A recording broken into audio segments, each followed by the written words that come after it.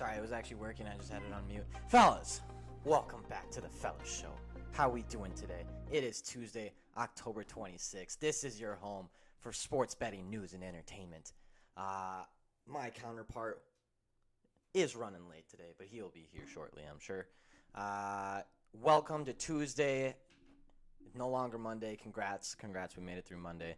We made it through yet another shitty Monday night football game where the Saints inched out Geno Smith. That was just terrible. I'm so glad I turned that game off after halftime.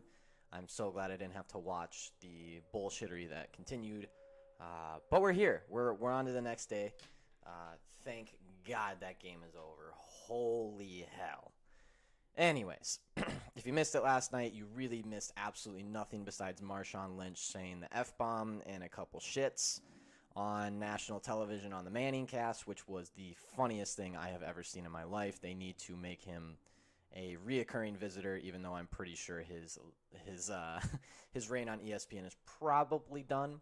It started out with a couple shits and then turned into when Geno Smith accidentally snapped the ball, turned into a what the fuck, and then and it was very funny. If you missed it, go look it up. I'm sure it's all over everywhere. But yeah, football happened last night. Some hockey. We are absolutely tearing it up in hockey right now.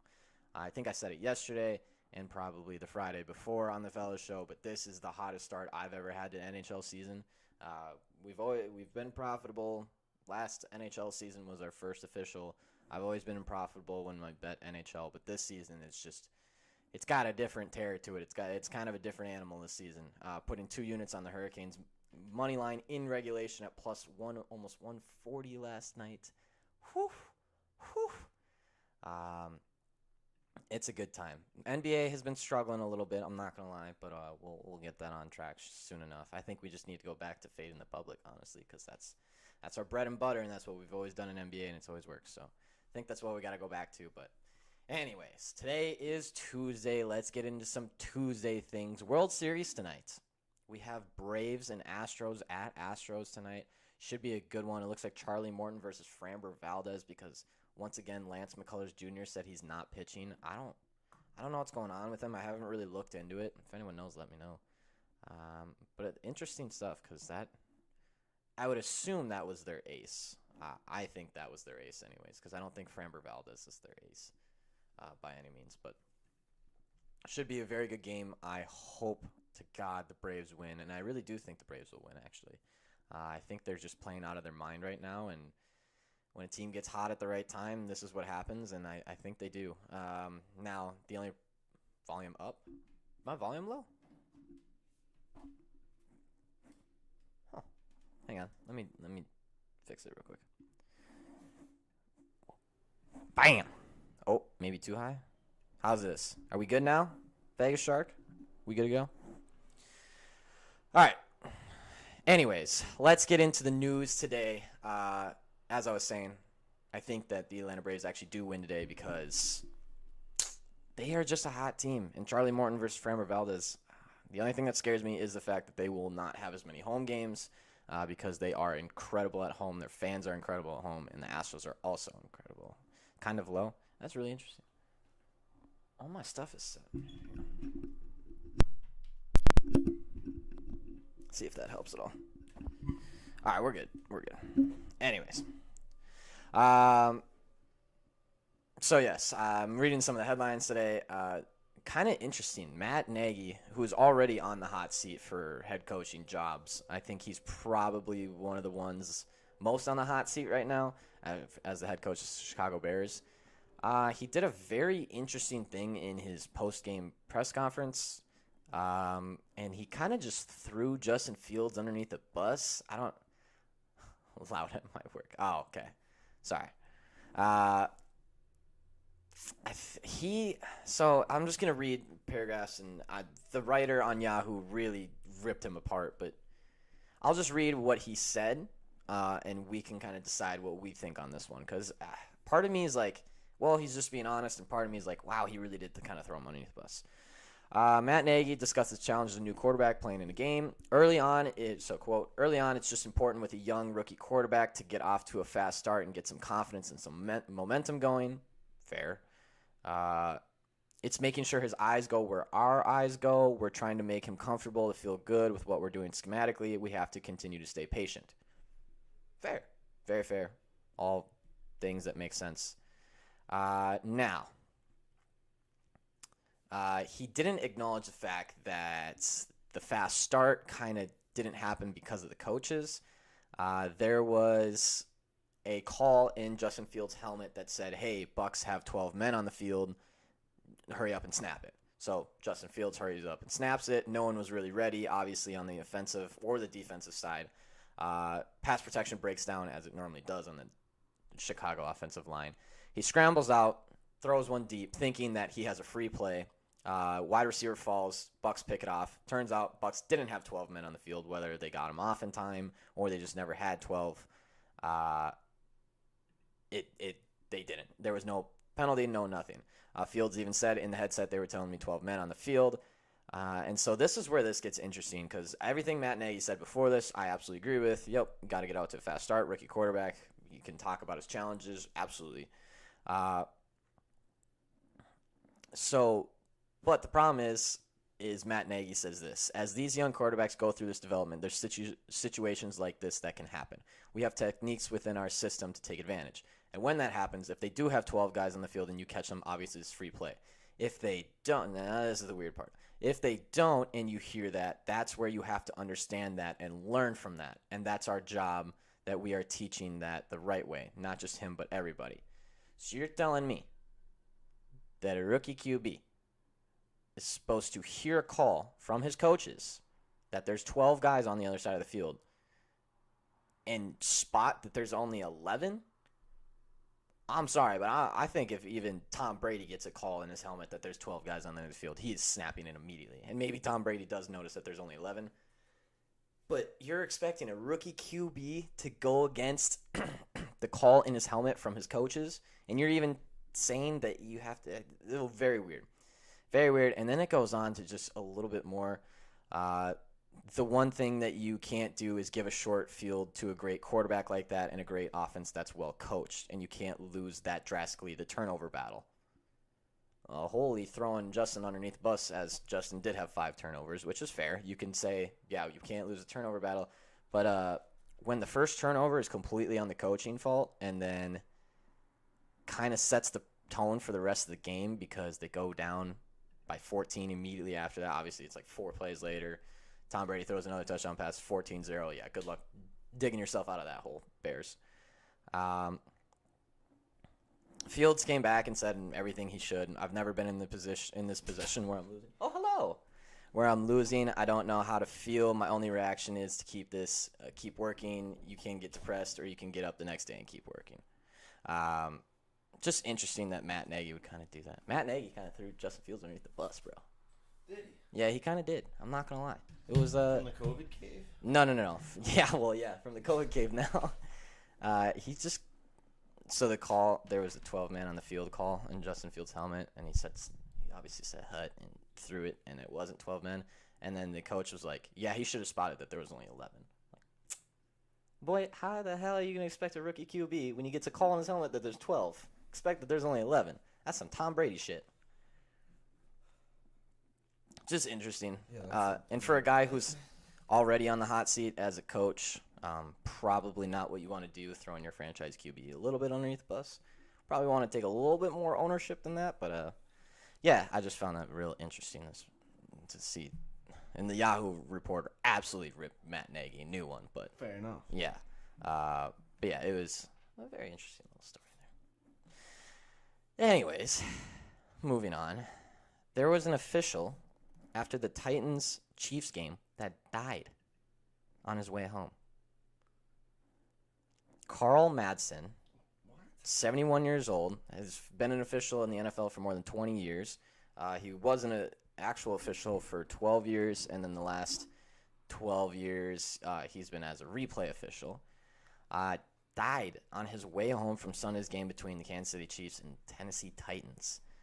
There was a medical emergency driving on one of the highways. Apparently, TMZ reported that there was a traffic block up, and they found him unconscious in his car, and he was pronounced dead when he got to the hospital. Crazy. Oh, so it was just like He just died. he just died. He just died in the car driving home. Absolutely insane. Thoughts and prayers go out. Apparently he's like the most veteran official in the NFL. He's tied. Oh, really? I barely even heard of it until I looked at it this morning.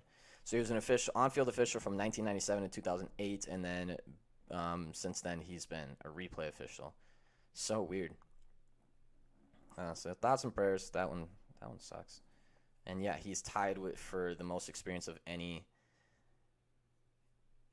Hey, that's one. Apparently, he's tied with all other officials and like the most tenured official out there. So that sucks. That's no fun. That's no fun. Other news for today. If you missed it, Zach Wilson will miss 2 to 4 weeks, and the Eagles traded Joe Flacco to the Jets for a 6th-round pick and a conditional 5th round, depending on how much Joe Flacco plays.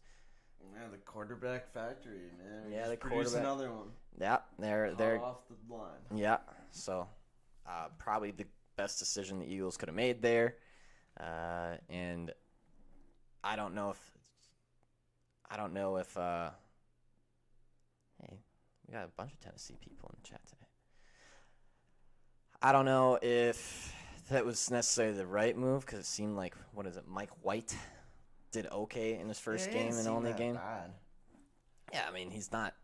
I don't know if it was worth the 6th or 5th round pick. Yeah, I don't know if it was worth the 6th or 5th round pick, but hey, good for Joe Flacco. Looks like he's gonna be a starter again for a couple more weeks. Let's go. I think it's definitely a boost for the Jets offense. Yeah, You can't get much worse than what Zach Wilson's been doing. So that does make Minshew official QB2. One step closer. One step closer to that starting job. I can't wait. I don't think he's gonna get it. Jalen Hurts hasn't been playing too bad. He sure knows how to run the ball. Yeah, he plays 3 bad quarters, and once we're out of the game, he's like, Yeah, let's make sure that all the My idiots stats. in the world are like, oh, we need to talk about fantasy quarterbacking. Like, okay, great. He ran around for last quarter, put us within 11 instead of 25. He's really bad at recovering his own fumbles. He can't seem to find the ball when he fumbles. That's like 3 times now I've watched him. Like, the fumbles happen and everything, but then he tries to get it and he like pins it between his legs and does all this other stuff, and then he just gets clobbered and he loses just, it. Like, he has no faith in anything going on around him, which I guess is fair. I mean, that's kind of fair. Like, he'll just, the pocket will be there and he'll like sprint 10 yards to the side of it. Pocket's still there and he's just over there. Then he runs back to the pocket. By that time, all their receivers have finished their routes. Like, kind of like, oh, okay, now what? And then he's like, and then he runs out of side and chucks it out of bounds, or he tries to run up the middle for a yard, and he just Gardner on the other. Yeah. In some fantasy and actually things that matter, Packers Devontae Adams is on the COVID list. Remember, they play on Thursday night, so that is not They play good. the Cardinals on Thursday night. And I have more things to say about this matchup after this. But, yes, Devontae Adams is vaccinated, is on the COVID list, 3 days away from Thursday's game. If you don't know the rules, he has to test negative 2 days in a row, negative for COVID 2 days in a row in order to get put back on the roster. So today will be a big day. If he tests positive again, you can pretty much say goodbye to Devontae Adams on Thursday night. But the defensive coordinator also tested positive. Happy Tuesday, Isaac. Yeah, and this is a huge game in the NFC. Huge game in the NFC. What happened, dude? Do you think everyone just kind of like, it's like, all right, we made it. It's week 8. We're good. Let's go party. And then everyone got COVID. or COVID's still a problem. Yeah, but and they got COVID. I'm just saying, isn't it kind of weird that like a bunch now there's 2 teams with an outbreak, and there really hasn't been any other ones? Yeah, there's been a couple. I feel like it's been hit or miss. It's been a kind of spike this week though.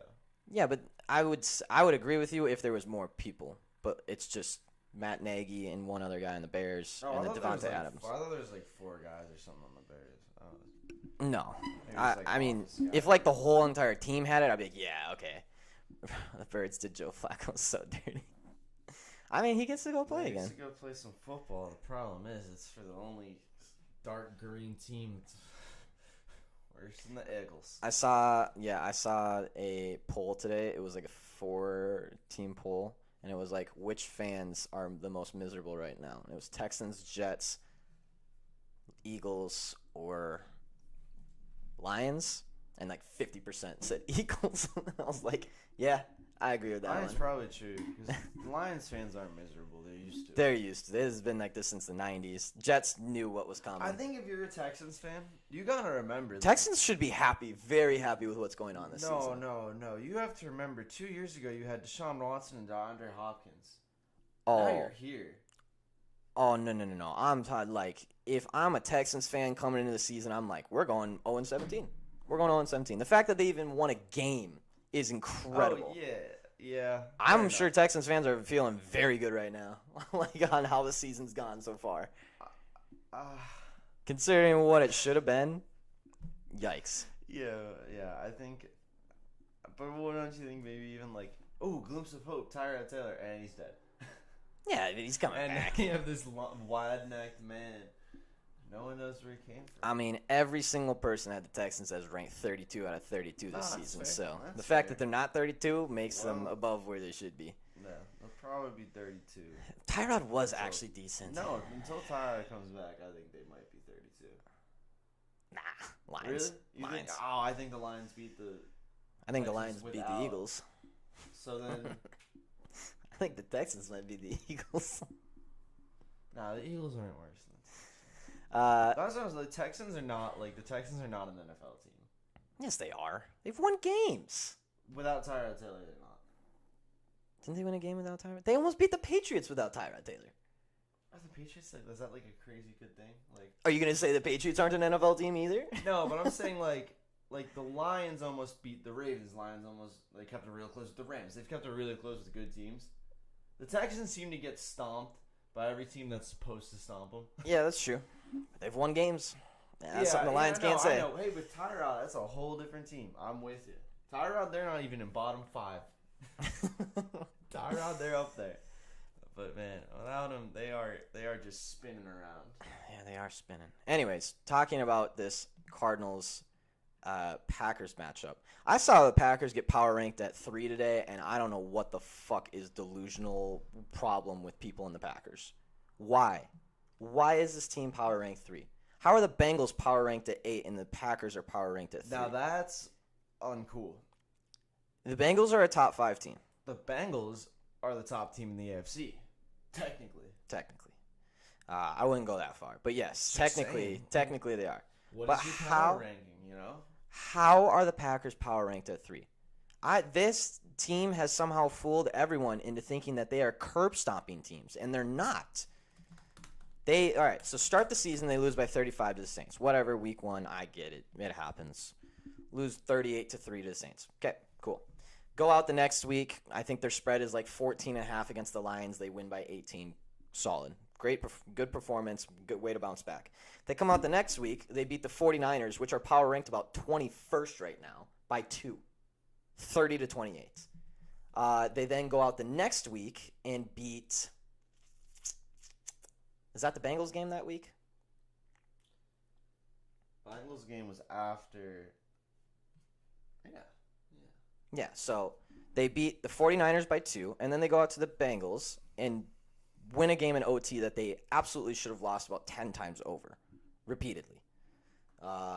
They win by a field goal in OT to the Bengals. Now, Bengals, very good team. That's a solid performance. That is not a knock against them. Then they go against Pittsburgh and they win by 10 off a bullshit call that should never have happened. It should have been a blocked field goal. It should have been back for a touchdown. That should have been a 3-point game at that time. Now I get it. They won by 10, whatever, good performance. But Pittsburgh Steelers are not that good. They're just not. And then they come out and beat a team 24-10, which was a pretty close game there for a little while, considering Taylor Heineke just put a knee down on the ground, and if he wouldn't have done that, it's 14 points. That's a stupid rule. What? It's so hard for a quarterback to not give themselves up while diving into an end zone. Yeah, and he dove head first, so that was kind of not a good rule. It's only for the quarterback in that case. Yeah, because if he went feet first, absolutely you call him down there. But he went head first. Is a dive for anyone though. For a quarterback, head first is only giving yourself up if you're a quarterback. That's dumb. More about the rules. Yeah, very dumb. It sucks for him. Yeah, it's like you should probably know that, but still. It's probably dragging. That is probably dragging their value a little bit. Yeah, you're right. But anyways, and then so then they beat the football team by 14, and the Kansas City Chiefs, who is worse than the Packers, I would assume, beat them 38, 35, whatever it was, a lot to a little. Now, granted, they also struggled in the first half, but then they turned around and killed them. How the fuck are we considering this team the third best in the NFL? No, and I don't know, like I would say like 5, 6. I'd say like 5 through 7. 5 through 7, yeah. Given the record and given that, I'd say they're winning games. The defense is playing, I'm not even saying good, but better. at a higher level better. than people expected going into the season. I think I just need to remind you how bad the Texans are. Okay. So they beat the Jags week 1. Yeah. Lose to the Browns by 10. Yeah. Lose to the Panthers by 23. Yeah. I'm sorry, not 23, 13. Disrespect. Lose to the Bills by literally 40. Yeah, 40. That was a bad game.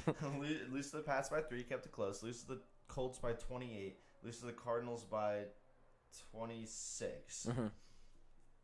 So, they have been playing good teams. Yeah. but to not say they're not a real NFL team, come on. Nah, but I think they're the easiest matchup right now for any team. If you have to take any team... Yeah, if I take any team right now, I'm probably hoping I play the minus Texans. 25. If you had to... Yeah, it's probably the Texans. Actually, Jets might make a name for themselves right now. No, not with Joey. Not with the Dragon. Yeah, we'll see.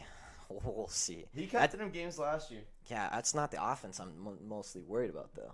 It's Jets' defense that I'm really terrified. I mean more like he might make it like a 10-point game. Yes, he did. Mitch Trubisky did get it. I think Mitch almost played for almost the entire fourth quarter in that game. Yeah, they had a feeling they would win that one. Yeah. Mitch needs to get dealed somewhere. I need some Mitch. I do not need some Mitch. I'm fine with him being a backup. I want to see him like do well and then beat the Bears.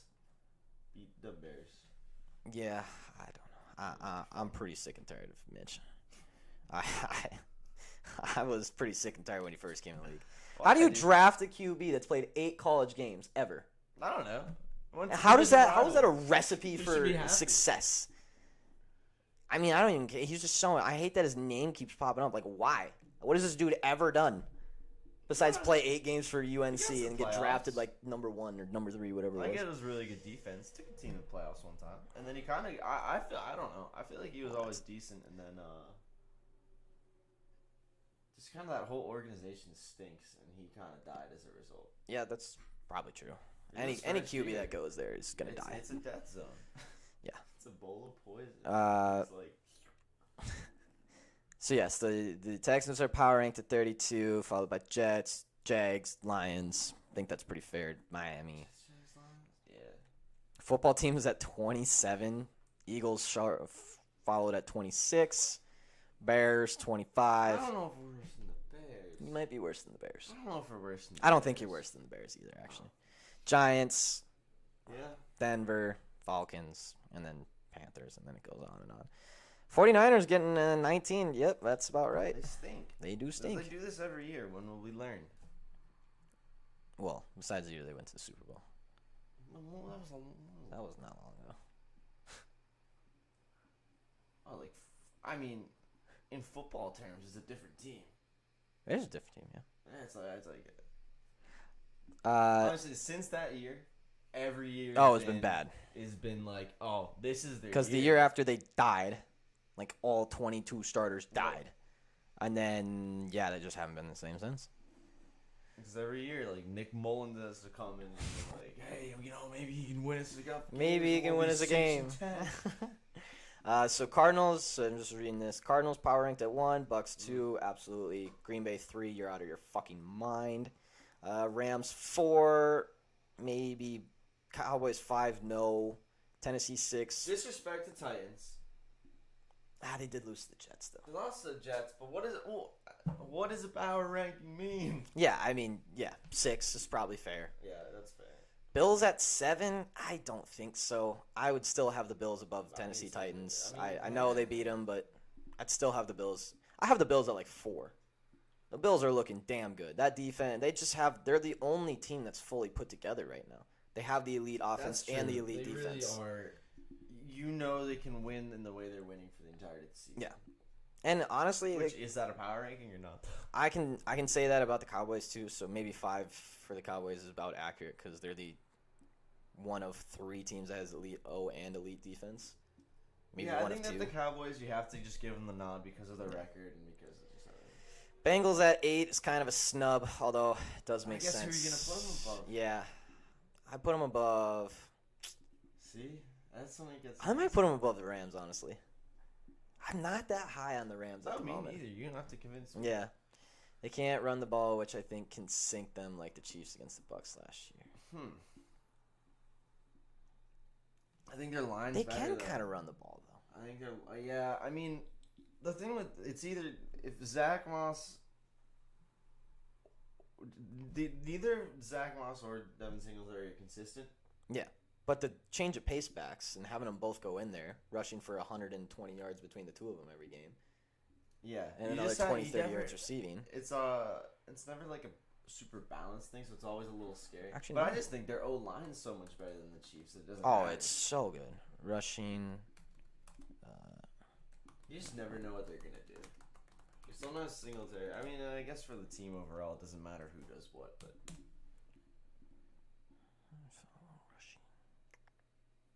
I'm actually intrigued to see this because I want to see how much rushing. So the Bills are ranked 1, 2, 3, 4, 5, 7th in rushing this year. In what? Like yards per game. Okay. And actually, more impressively, they have rushed the least amounts out of the top 7 teams. All right, because I was about to by say, a mile. I was about to say, well, that's because they're up 80 every game, and then just run the ball for the fourth quarter. But that's actually okay. That's interesting. Yeah, they actually have a pretty solid rushing attack, which I kind of thought. It's just when it's split between 2 running backs, it never looks like it. Plus, remember that Josh Allen's running for 30, 40 yards a game every single game, consistently. Yeah, that's true. Oh, yeah. To have Zach Moss, Singletary, and Josh Allen, you gotta give him some credit on the rushing attack there. Fair. Baltimore Ravens at 9. Yeah, it's about right. 9 or 10. LA Chargers at 10. About right. Cleveland Browns at 11, and their picture is Case Keenum. Sure. It's the announcement of him starting. Sure. I would have him about 20 if it's Case Keenum and Dearness Johnson from here on out, but sounds like Baker and Nick Chubb are coming back. Why they should be 1. Undefeated. They should be up there with the Browns. True. Case Keenum. True. Except they beat the Broncos by 3. Broncos. Vegas Raiders at 12. I'm gonna be honest. I think the Raiders probably should be a little high in there. I don't know. I think 12 is about solid for them. I think they could be I think they should be above the Brownies. Yeah, I'll give you that. In their current state. In their current state.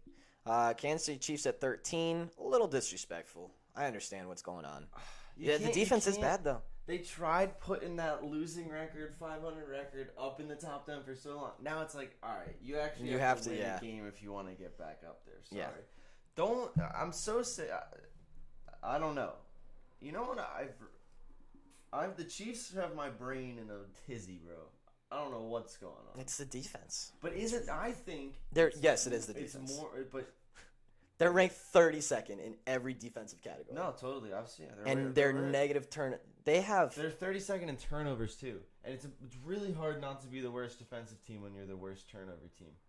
It's really hard not to let up the most points when you keep giving them the ball. Yeah, and the defense is taking away the ball too. The Kansas City Chiefs have the most offensive turnovers by I think it's like I saw it yesterday. It's like 10 Bears, Patriots 10, blah blah blah 10, 11, 12, 12, 12, and then Chiefs 17 giveaways. Yeah. It's insane. It's like I don't know if it's even the defense is obviously not good. Yeah. But whatever's going on offense is not putting a defense that's already not great in a great position. Yeah. No, I mean their field positioning is terrible. Because I was thinking about this yesterday. I was like, I'd love to see how every team with the worst turnover differential, how their defense fared, and how many of them are the 32nd worst defense. Oh yeah.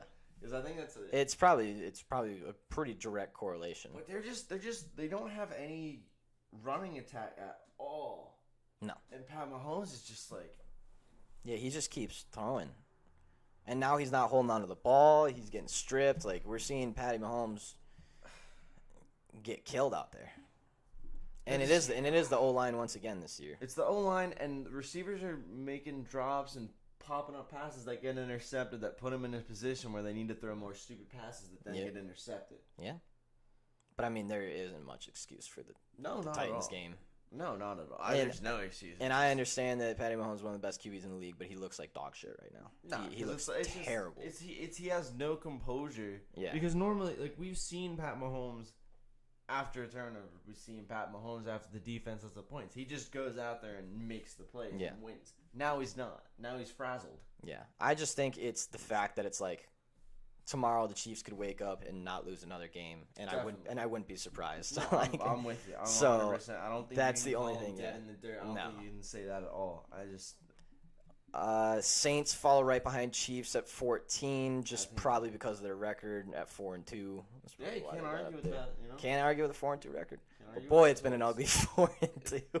But aren't the Saints always an ugly, or at least the last few years, have always just been an ugly team that wins? That game was so bad last night. Wow, it was bad.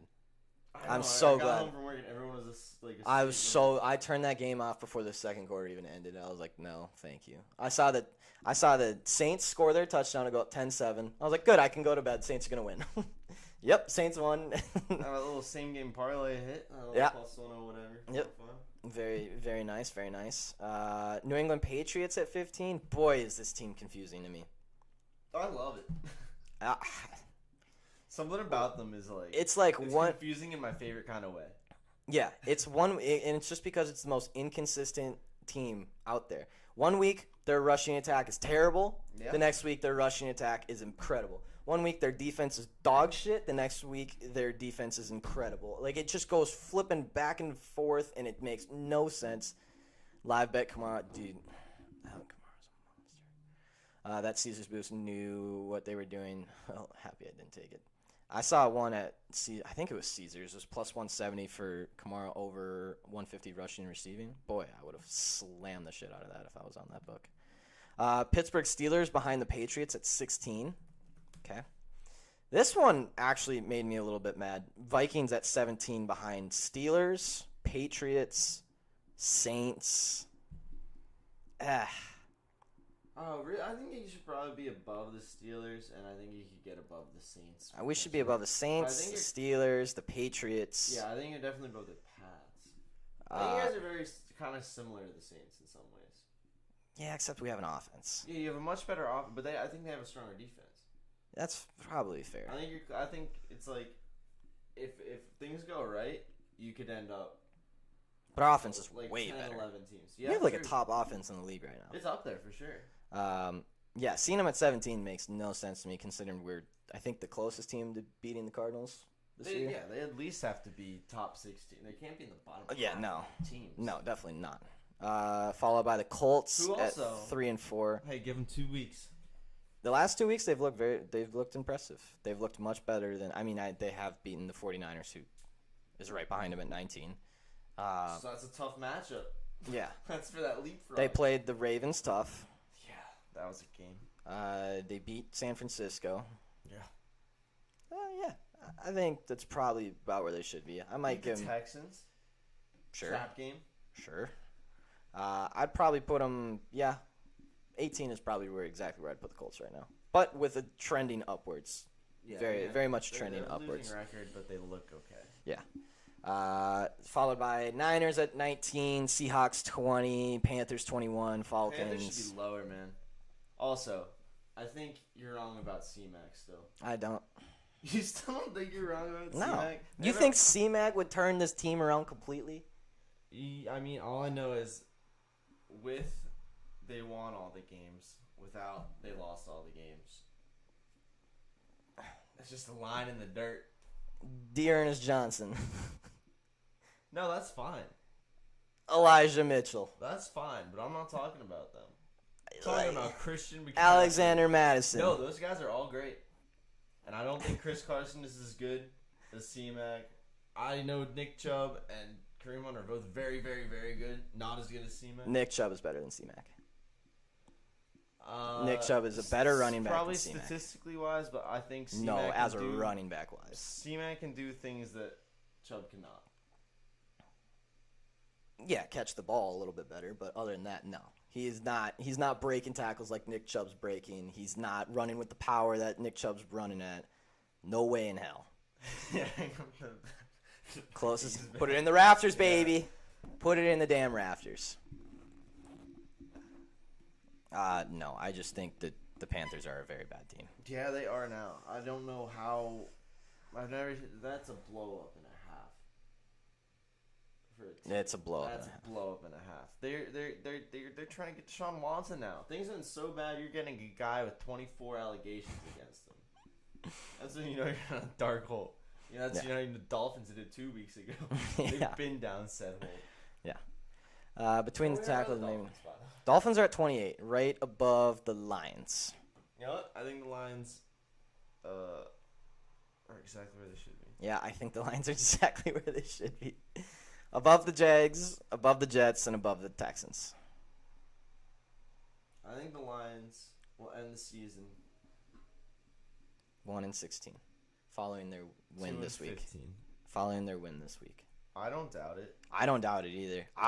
Dude, as someone who almost lost to the Lions, like no, I can't express my confusion, my disappointment. It's either going to be seething anger. The Eagles are going to absolutely annihilate them. Like I could see a 30-3 game, or the Lions absolutely annihilate the Eagles. I don't see it being a close game either way. Absolutely not. No, Jags will get no credit for the W in London. Well, yeah, I mean, their kicker hit a fucking curveball. It was cool though. It was the coolest kick I've ever seen. It was very cool. But the man literally spun it into. I don't know how that went in. I still to this day don't understand how a football did that. It does not make any sense. Hey, got the Titans this week. You know, you just get exactly as much credit as you get for beating the dang Dolphins. It being your first one of the year. Because you already lost to the Texans. It was with Tyrod, though. Yeah. But, see, the Jags... The Jags have played really good teams. The Jags have been... And I got to give it up to T-Law. He's been playing a lot better than what I thought he'd be at this point. Yeah. Because, yeah, the Jags... I don't consider the Jags down with... I mean, I don't know where else to put them, but, like, yeah, you have to. For now, but they're running this team that's like, oh, maybe if this breaks this way and this breaks this way, they might be 500. TJ Chark snapped his ankle. Yeah. Etney, which was supposed to be a big part of their offense this year, went down in preseason before the season even started. I think the Seahawks on Sunday will be a good test for them. Is it Jags Seahawks? Yeah. That'll be interesting. That'll be a good test for them. I almost think the Jags are going to win that one. I think so, too. I think the Seahawks look like they're ready to just roll over. Yeah, it's... I told you, the more Geno plays, the more it's going to come to surface that he's just not... Yeah, and I mean... He's not the guy. There's a lot of problems with that. There's a lot of problems. Please send James Robinson to the Bills. No. Jeez, they'd be insane if they got him. Messed up. That would be stupid. How did Geno throw last night? It wasn't terrible. He just... Part of me feels like they just gotta, like... Oh, it was pretty bad. Let him go in there. How bad was it? 12 of 22, 167 and a tutter. I mean... It's not. I mean, That's the thing. It's like if he's like I said, it's not terrible, but he's just gonna keep going down every week. I think it's probably better than. No, he threw. He for did 200 last year. Yeah, he threw for 200. It was. If you're only letting someone strike the ball 22 times, you're probably only throwing for like 180. Yeah, that's fair. 200.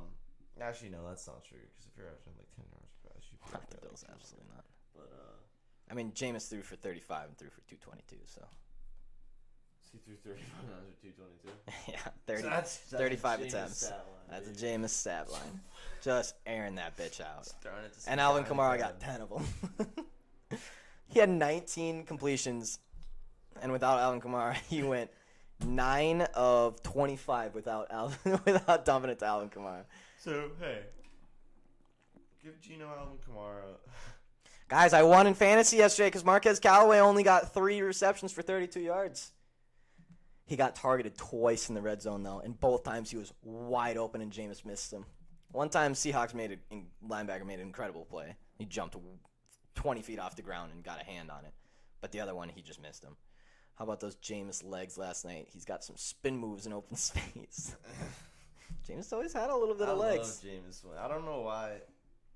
He's just like a...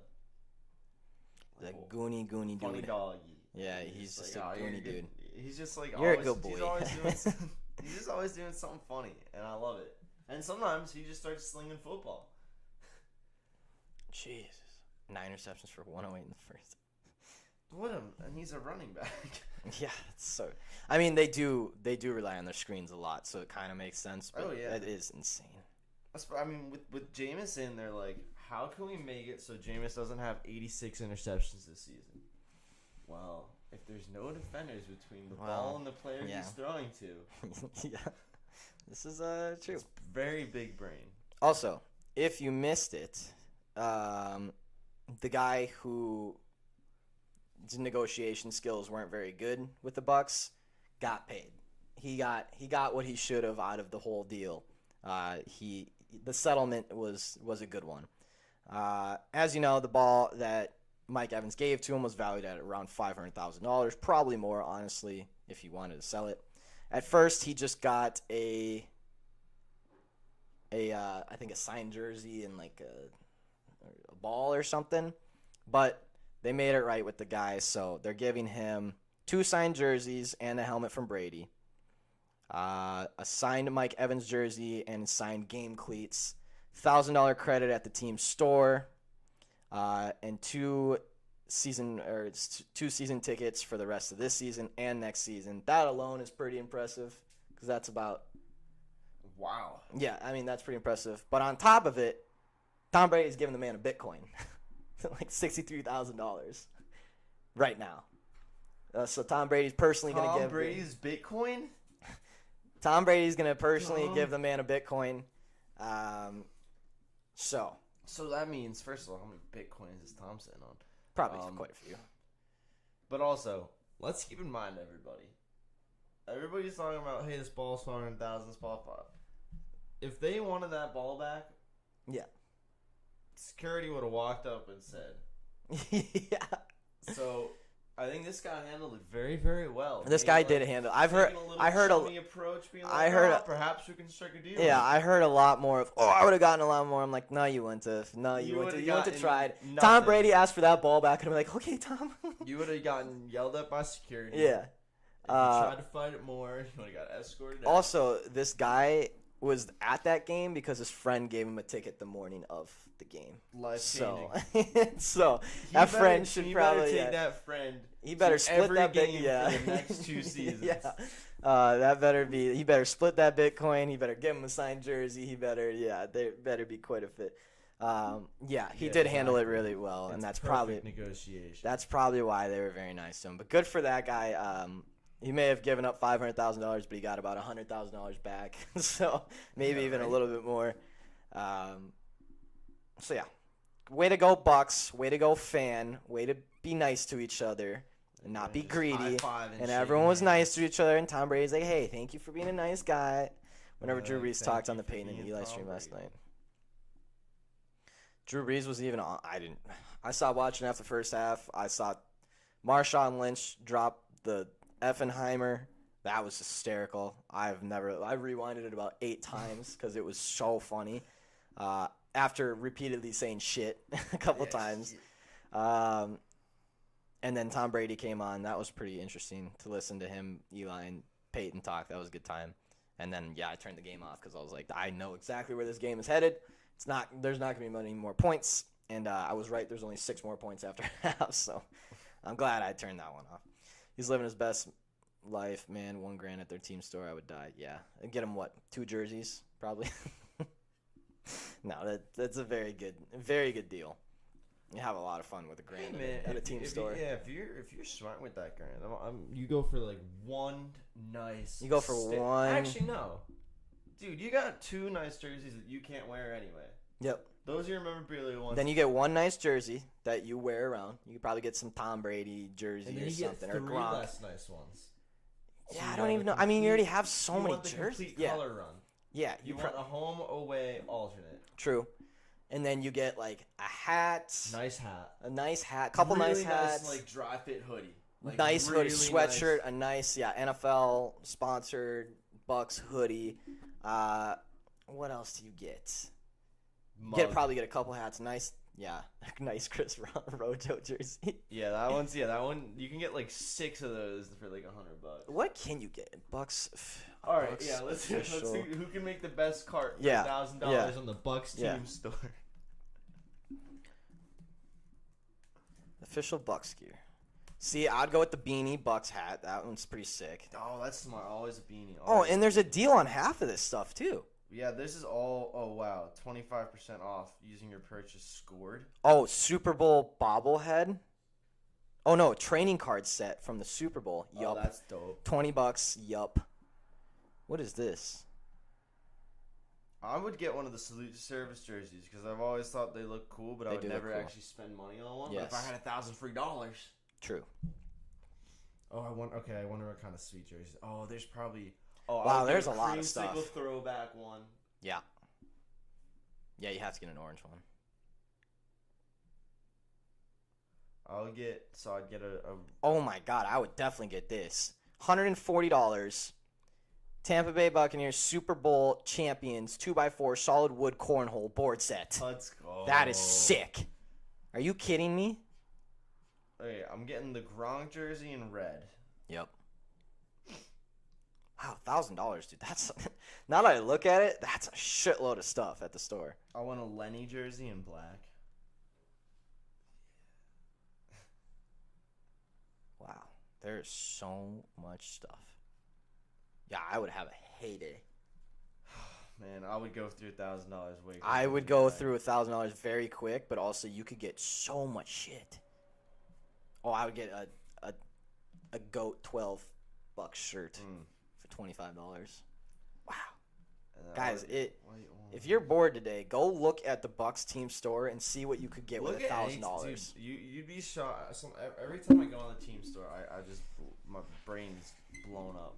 The Eagles one, I don't know if it's just because the Eagles.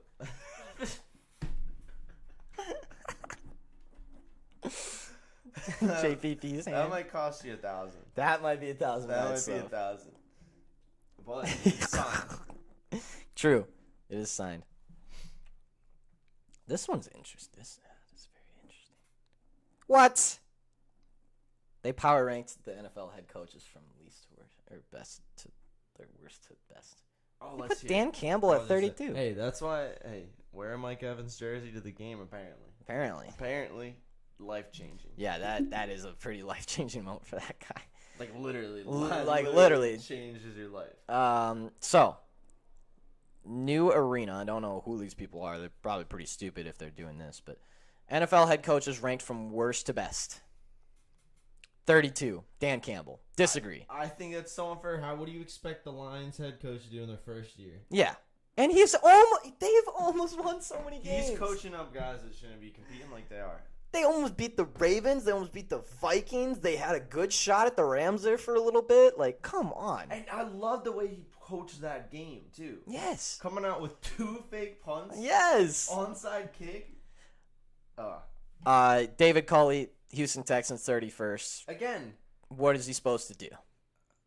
those games. I mean, now he's got a backup quarterback too, on top of how bad the Texans already are. Nick Sirianni at 30. I would probably put him as one of the worst right now. Yeah, I agree. Because I don't. Nagy must be earning. Yeah, seriously. It would be Matt Nagy 32, Nick Sirianni 31 for me. I don't even think I can disagree with you. Urban. Oh wait, where do you put Urban in there though? At the end of the day, maybe probably 30. Maybe. If you're Matt, talking about Urban, then Matt, then Nick. Nick at 30 is yeah, solid. that's true. You can't have a guy who didn't fly back with their team to go play around. At least Nick is trying. That's true. So yeah, Nick at 30 is fine, but it's Urban, then Matt, then yeah. This has got to be Matt Nagy. Wow. Wait. What? Brandon Staley? Staley at 20? Who are these people that are saying this? Why would you? How could you ever put Brandon Staley at 20? That's the best coach the Chargers have had in the last decade. I'm so confused. Cliff Kingsbury's at 20. No, we're done. We're done reading. We're done reading this. I don't know. It was written not that long ago. Wow, this is the worst take I have ever seen in the history of anything. How can you say Cliff Kingsbury is I'm the sorry. worst It was coach? It was an ad. It was an ad. It was an ad. It was an ad. So that's my fault. So that's smart. Wow. Yeah, that's what I think. I think the first of all, we don't have to talk about it too much because obviously it's just it's bullshit ad. But it's like your bottom three coaches can't be 3 first-year coaches. Exactly what I was saying. You have to give them a leash. Clearly, a bad team gets a new coach. Since we have 7 minutes, let's rank the head coaches. Oh boy. All right. Let's go with. Oh God, this is gonna be tough. Yeah, do we need to? Okay, last has got to be Urban Meyer. It's just Urban Meyer all day long. And give him a little time, he can pop back. But for now, it's Urban Meyer. You messed up too many times. It's Urban Meyer. Followed shortly behind by Matt Nagy. Followed shortly behind by Nick Sirianni. I think that's pretty easy to put those three as the bottom. I want to see if there's anyone I want below Sirianni, just to give due diligence to the guy. John Gruden. He will not be included. Okay. Wait, these are not. No. Nah. Yeah. I'll have to. Yeah. I don't see anyone else. Ron Rivera? Been pretty terrible. I don't feel like it's not his fault. Are we talking this season? I think we have to because a lot of these coaches have only had one season on their belt. Put Pete Carroll, absolutely. I will put Pete Carroll near the bottom. I'm going to put... When does Kyle Shanahan get to come in question? Never? Are we not allowed to touch him? I want to say, I'll say he's a bad coach this year, but I think the Niners are crazy if they fire him. Okay, fair. I'm going to put Brian Flores as 29. Don't think he's a very good coach at all. Really? Yeah, I don't. I've never been real impressed. This season. Yeah, I've never been real impressed with him. Followed by, damn, this is kind of hard. Vic Fangio or whatever, Denver Broncos. I don't know if it's him or the offensive coordinator that you could really blame more, but boy, they need to get some new coaching staff out there. Fair. I kind of want to put Pete's got to go somewhere in there. But he can't be that low. I've never been. Even when he... Pete Carroll is one of the best football coaches of all time. I highly disagree. You can't disagree. It's true. I can't. I don't agree at all. The team that man had back in that dynasty was so fucking good. I'm talking, but from college to the NFL, I'm not even just for the sake, not for even this argument. Yeah. I agree you'll be in the bottom there. Yeah. But you have to keep in mind, he is one of the most successful, best football coaches across the entire games ever. Yeah, put him in the upper half. He is a top 10 football coach, period. I don't know. I think he has to be. I don't think he does. When you don't run with one of the best running backs in the league to win a Super Bowl, you immediately get knocked down quite a few notches. He's just done a lot of stupid things. A lot of stupid things. And when he doesn't have a good team, it does even more stupid things. Well, but yeah, I'll put him as like a top 20. When's the last time he didn't go to the playoffs with his not really good teams? And is it Russ? Sure, it's a lot of Russ. Yeah, it's a lot. It's a lot of Russ. It's a lot of Russ. This year he's towards the bottom. Yeah. Yeah. For the sake of this thing, he's not too great. But yeah. I gotta give him the respect. Yeah, he does deserve some credit. What about the Jets, man? Rob. He's probably got to go down there too. Big Rob. David Culley, I guess, has got to go down there. Houston Texans. It is fair that Dan Campbell is the only coach on this list with a 0% win rate. Yeah, but I just don't. No, he's coaching that team so well. I know. He's so well with what he has. Coaching them up. Like, it's one thing to be the Jets or the Texans right now where it's like, wow, you guys aren't even competitive in most of your games. Dan Campbell is making this team competitive, and they shouldn't be, like, at all. There you go. They don't have anything on anything at all that's actually like, wow, that's a really good player. They don't have any of that. They don't have a stud on defense. They don't have a stud on offense. They don't have a stud on special teams. Like, Dan Campbell is the stud of the Detroit Lions. Question. Right. What two current coaches have a better winning percentage than William Belichick? Wait, like lifelong? Lifelong. Oh. There's only 2 active coaches. One was an asterisk.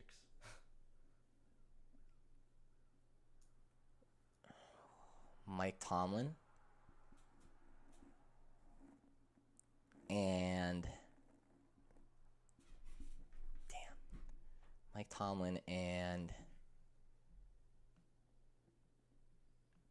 oh shit, I have no idea. I will not say Sean Payton. Fuck that guy. It's not. Good. Because that guy fucking sucks. But it's also no one you've said. Mike McCarthy? No. Damn. It's a good idea, though. Thank you. Andy Reid? Nope. Damn. I have no idea. It's Matt LaFleur and Big Rich Bisaccia. That's so dumb. He's 1-0 or 2-0, but Matt LaFleur is 34-9 in his career. Yeah. That is insane. Yeah, that is crazy. And 3 seasons gone to 2 NFC Championship games?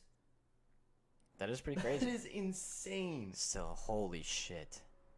Over almost 400 games, Bill Belichick is at a 721. And he's that third. Is so ridiculous. It is it's a guy who's coached 2 games, a guy who's coached 43 games, and a guy who's coached 400. 84. That is so Insane. ridiculous. Good God. You know what else is interesting? He's never tied a game in all of those games. Yeah, he'd rather lose. He's a football guy. He's a football coach. I don't know. I decided I don't want to roll around in the mud with all the bad coaches. Neither do I. Who do we put as our top 5 coaches? That's more fun. Belichick gets 1. Right now? Yeah, I think so too, actually. He's probably, right now, he's probably at that 5 mark. I'm going to say current NFL coaches, not even this season. If you had to hire one. If you had to hire one for your team right now. Okay. Top 5. Belichick 1, Mike Tomlin 2. Yeah, I'm with you. I think Mike Tomlin is one of the most incredible coaches, especially because he's just the youngest person to ever do it too. 3. Shit. Bruce? Andy? Andy's up there. I also think I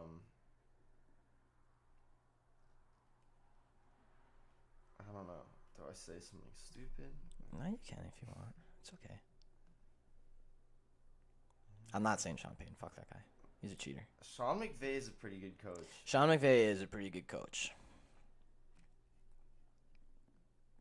I think I gotta go Belichick, Mike, Bruce, Andy. I'm going to put a wild card in there. Zach Taylor. Really? No, but it needs some respect. Yeah, that's fair. Sean McVay is a pretty good pick. It's not a bad pick at all. I think I want to lean towards McVay too. Staley, see, I have no. I know that list was fake, but still.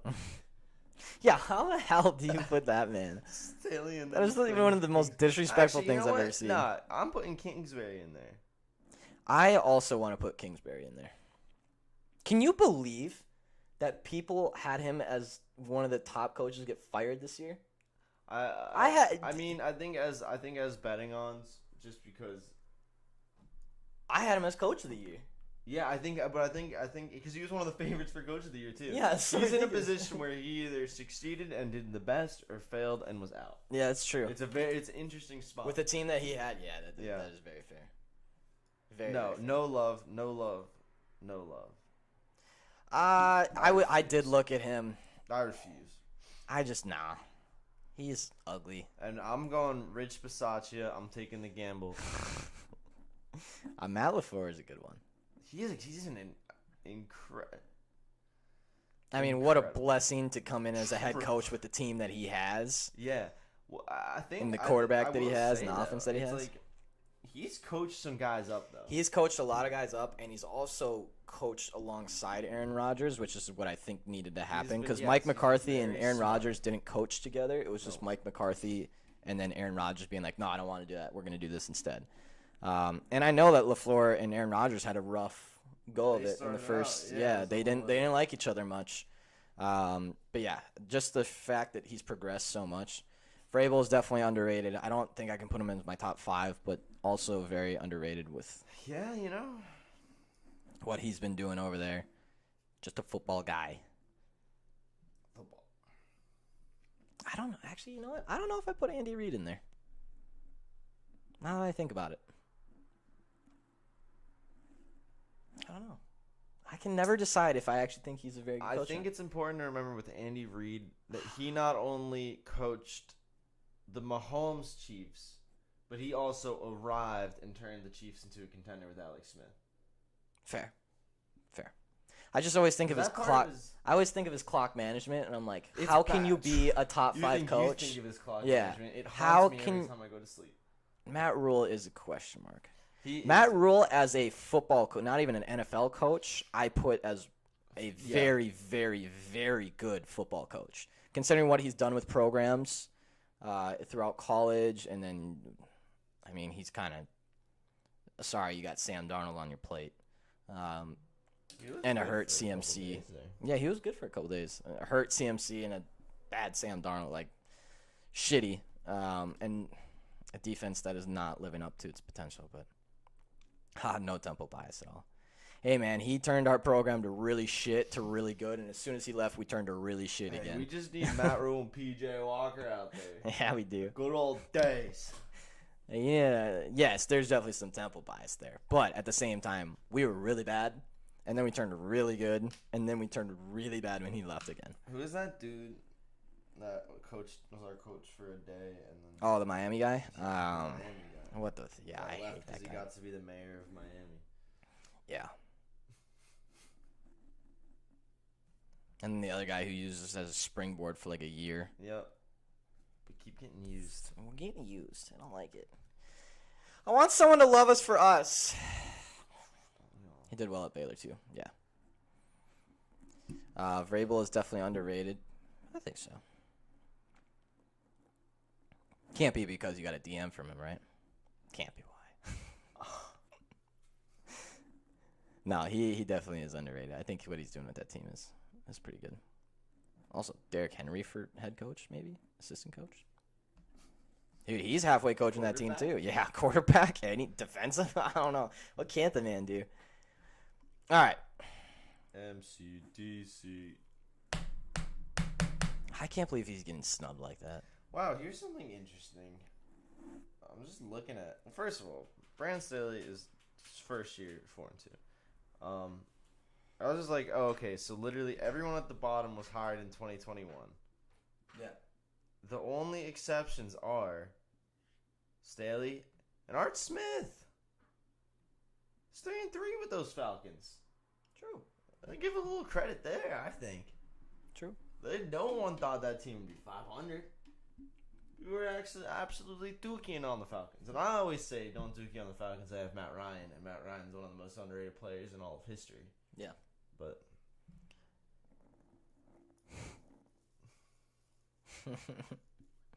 yeah. There, now he can be part of the MVP award because he has a touchdown pass. Funny. I love that. You know, I'm going to leave this with a hot take. I think that... McDermott, dude. I completely forgot about McDermott. True. He completely changed that whole organization around. Yes, he did. Yes, he did. Yeah, you got to give him some credit. I completely forgot about McDermott. Considering his first 2 seasons were what they were, and now look at him. Our first... Yeah, but first Belichick's streak is so bad at coming off it. Besides...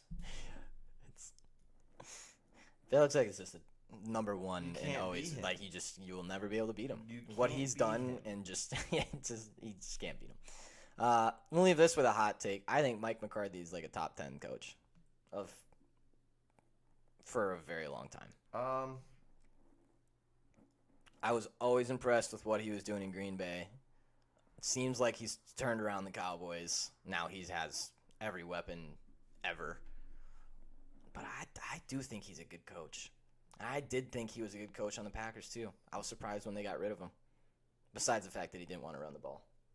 That was kind of weird.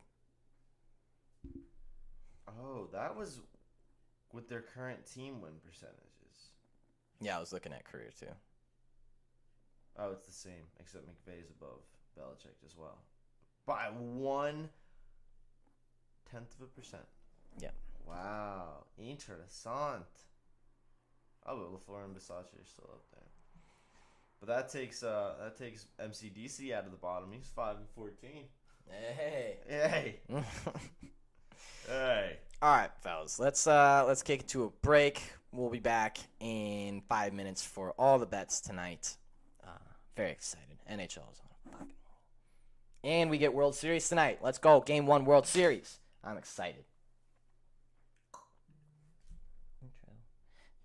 See you soon, fellas.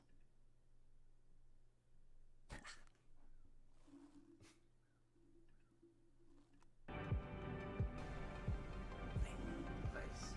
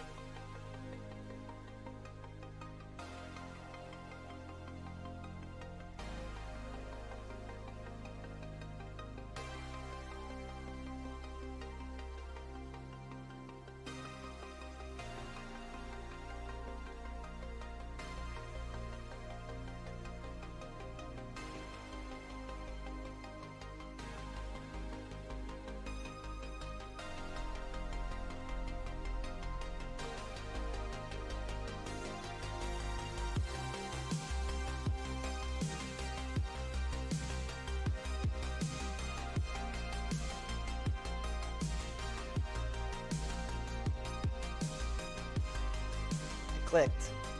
Click. Clicked. Aha. Hello, fellas. We're back.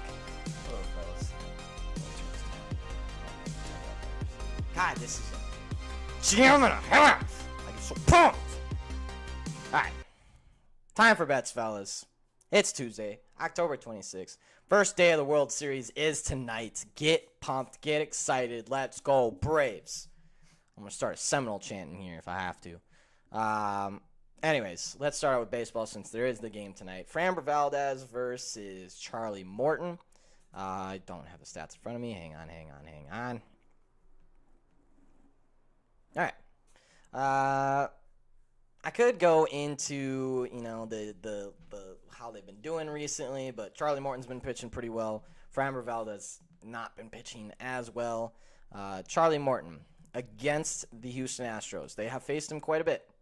And they bat okay against them. 257 average, 333 on base, 386 slugging, 719 OPS, 320 WOBA.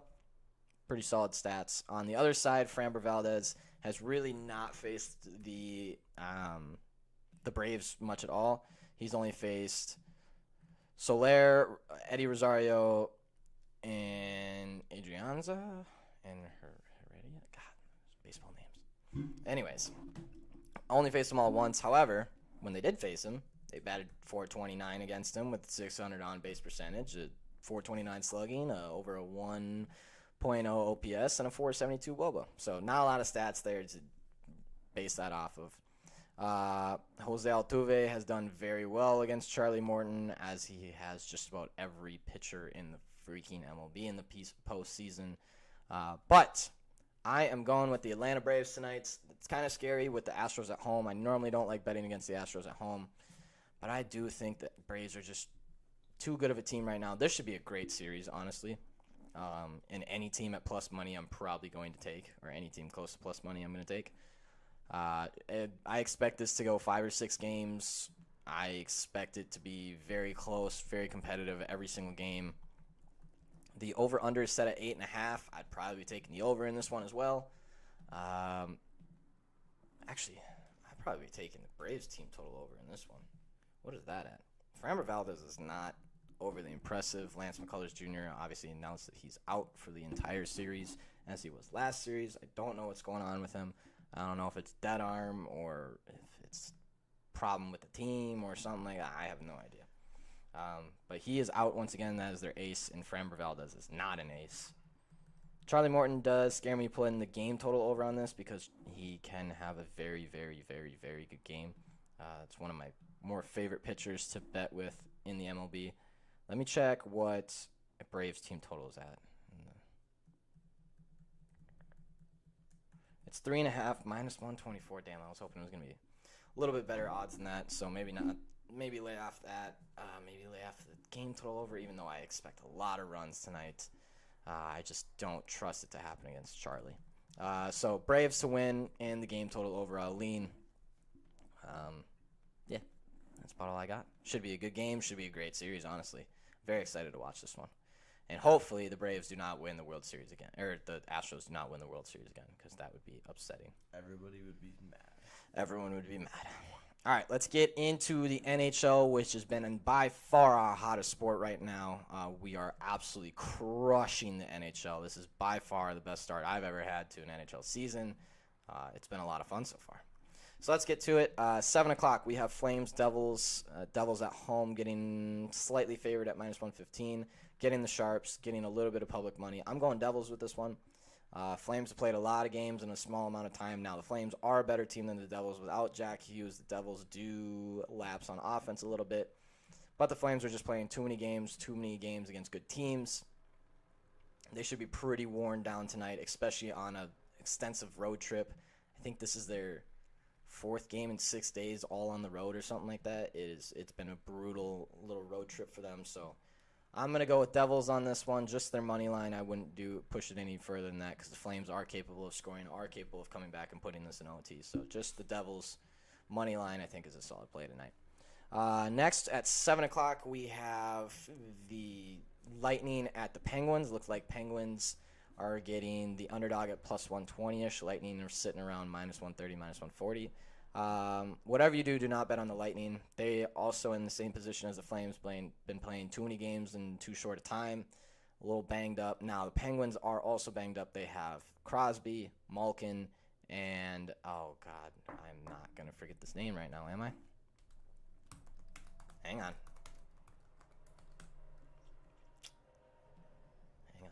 Penguins actually have been very good, by the way.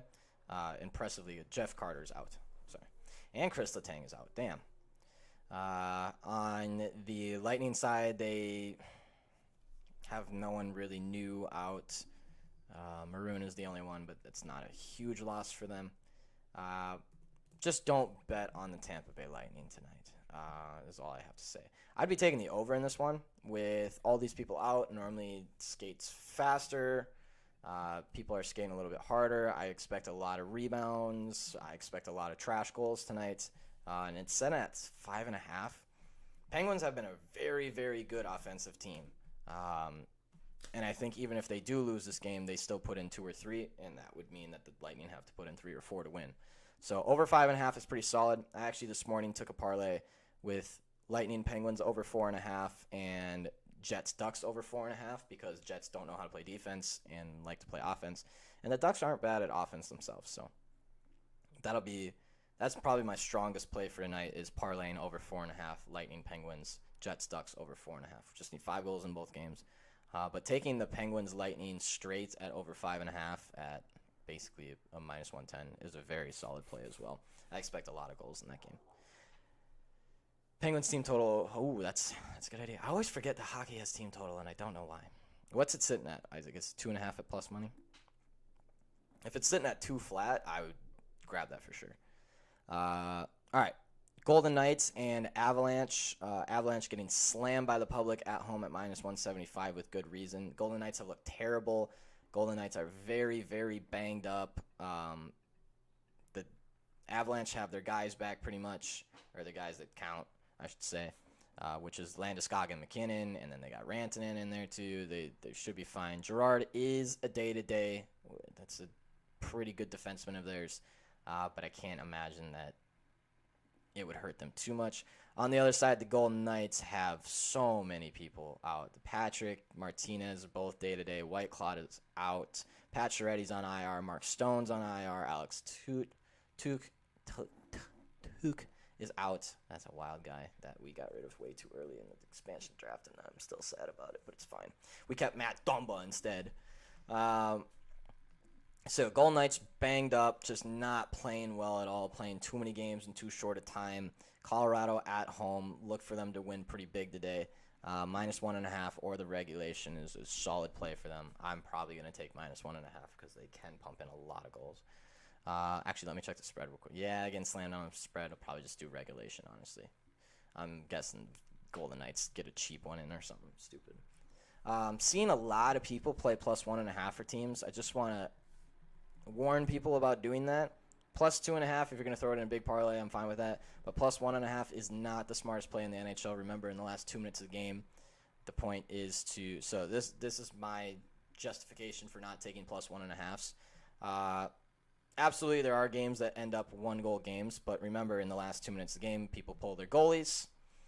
So that either means you're going to go down 2, or if you pull their goalie and score, it's going to OT. And if you think a team can make it into OT as an underdog, do not take them plus 1.5. Just take their money line. If you really think that they can make it into OT and beat a team, just take their money line.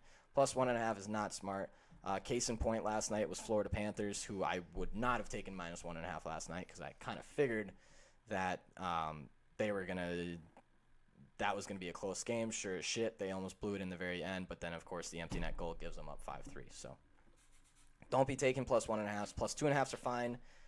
Penn's team total is over 2.5 around minus 120. That's pretty solid. I see. The problem is if they score 3, I think they're going to win the game. And if they score 3, they're going to score 4. It's just one of those things. The Penguins, when they're on offensively, they are just demolishing teams. It's one of those where it's like, they're either going to score 2 or they're going to score 5. That's just my understanding. But yes, I wouldn't be taking plus 1.5s. Like I said, plus 2.5s if you can get it at minus like 130. If the team's getting ultra juice, like who played yesterday? Who played the Panthers yesterday? the Coyotes. Plus 2.5 was what yesterday? For Coyotes, plus 1.5 was plus 135. That means 2.5 was probably like minus 130. I would have much rather played the plus 2.5 than the plus 1.5. I don't see plus 1.5 being very strategically smart. But that's just me. All right, moving on. We have Sharks Predators. This is a very interesting game. Predators just stuck it to the Minnesota Wild the other day, who was on a couple back-to-back games. So don't think highly of that, but it was an impressive performance. Now, Wild also took a lot of penalties. Sharks have been really good so far. Now, they've also beaten the piss out of the Toronto Maple Leafs, who we have now figured out is terrible. Go Carolina Hurricanes yesterday. That was the easiest bet ever. Can't believe that people are still betting on the Toronto Maple Leafs. People still think that division's good, and I don't know why. This is not COVID year. They don't only play Canadian teams. They actually have to play real teams now because Canadian teams suck. So Sharks Preds, I would lean the Sharks here tonight, honestly. Predators getting a little bit stacked on by the public at home at minus 135-ish. I wish the Sharks were up at like plus 140 instead of plus 110, 115.